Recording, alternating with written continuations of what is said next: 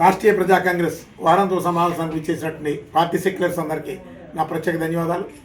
ఈరోజు ఆంధ్రప్రదేశ్ ప్రభుత్వం నుండి మంత్రివర్గం ఉందా, లేదు మంత్రివర్గం ముసుగులో ఒక బానిసలు ఒక తరహా బానిసత్వానికి అలవాటు పడిపోయినటువంటి బానిసత్వాన్ని పెంచి పోషిస్తున్నటువంటి మంత్రివర్గం శాసనకర్తలుగా ఉన్నారో అర్థం కావడం లేదు.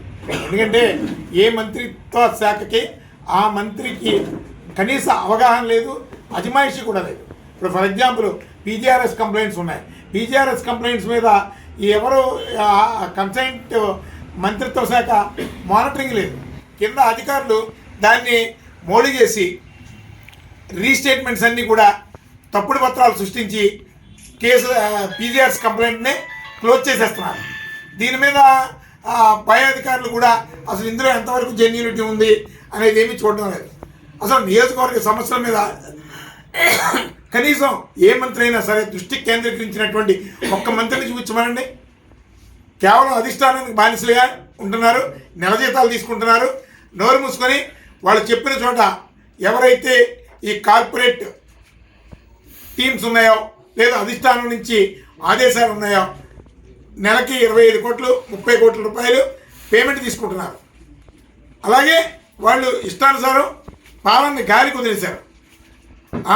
ఆ మంత్రిత్వ శాఖలో ఏ విధమైనటువంటి డెవలప్మెంట్స్ ఉండవు.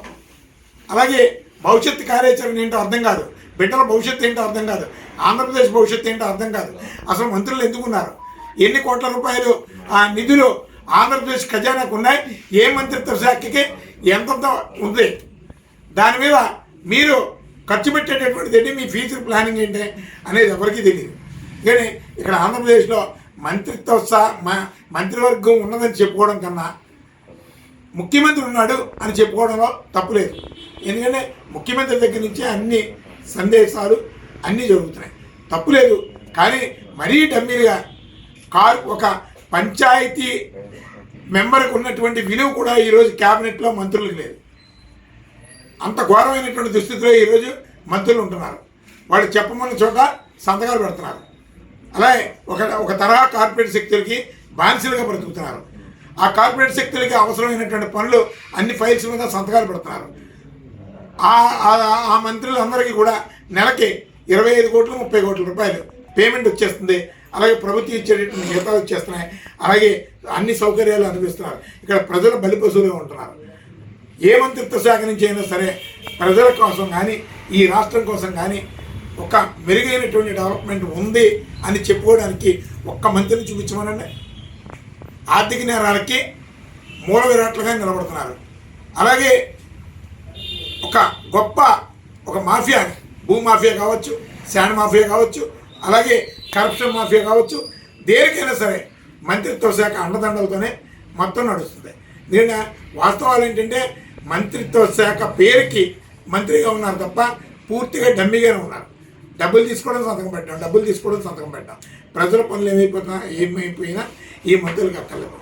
నేను నా నియోజకవర్గం కోసం నా రాష్ట్రంలో నేను మంత్రిగా బాధ్యతలు స్వీకరించిన నుంచి ఇన్ని డెవలప్మెంట్స్ చేశాను, ఇన్ని నిధులు తెచ్చాను. ఏదో కార్పొరేట్ మీడియాలో ఇన్ని కోట్ల రూపాయలు తెచ్చాను, పెట్టుబడులు తెచ్చాను, తూతుమంతులు అనిపించుకుంటూ ఆ సొల్లు కబుర్లు రాయించుకోవడం కాదు. ఇప్పుడు ఈ సుమారు 2 సంవత్సరాలు కావస్తుంది, దగ్గరకు వస్తుంది. ఈ 2 సంవత్సరాల్లో మీరు ఏం చేశారో చెప్పమనండి. ఏ మంత్రి అయినా చెప్పమనండి. ఏ ప్రజలకైనా సరే, ఏ వర్గ ప్రజలకైనా సరే మీరు చేసినటువంటిది ఒక్క మంచి పని చెప్పండి. ఆంధ్రప్రదేశ్ భవిష్యత్తు కోసం మీరు చెప్పండి. ఇంకా కొన్ని మా ఇన్వెస్టిగేషన్లో ఒక స్కామ్ జరిగినట్టు మాకు చిన్న సమాచారం ఉంది. అది త్వరలో బహిర్గతం చేస్తాం. కొన్ని కోట్ల రూపాయలు ఒక శాఖలో చాలా పెద్ద స్థాయి కుంభకోణం జరిగింది. ఒక శాఖలో, ఒక ప్రముఖ శాఖలో. ఖచ్చితంగా భవిష్యత్తులో అతను జైలుకి వెళ్ళక తప్పదు. ఆ శాఖ పనితీరు మీద కేంద్రం కూడా గుర్రుమని ఆగ్రహం వ్యక్తం చేస్తుందని మాకున్నటువంటి సమాచారం.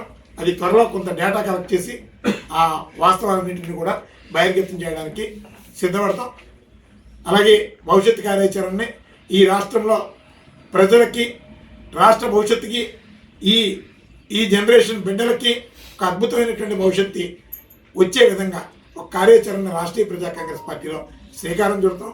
ఒక ప్రత్యామ్నాయ రాజకీయ నిర్మాణాన్ని గత ఎన్నో మేము ఒక సుదీర్ఘ పోరాటం చేస్తున్నాం, ఒక కార్యాచరణ చేస్తున్నాం.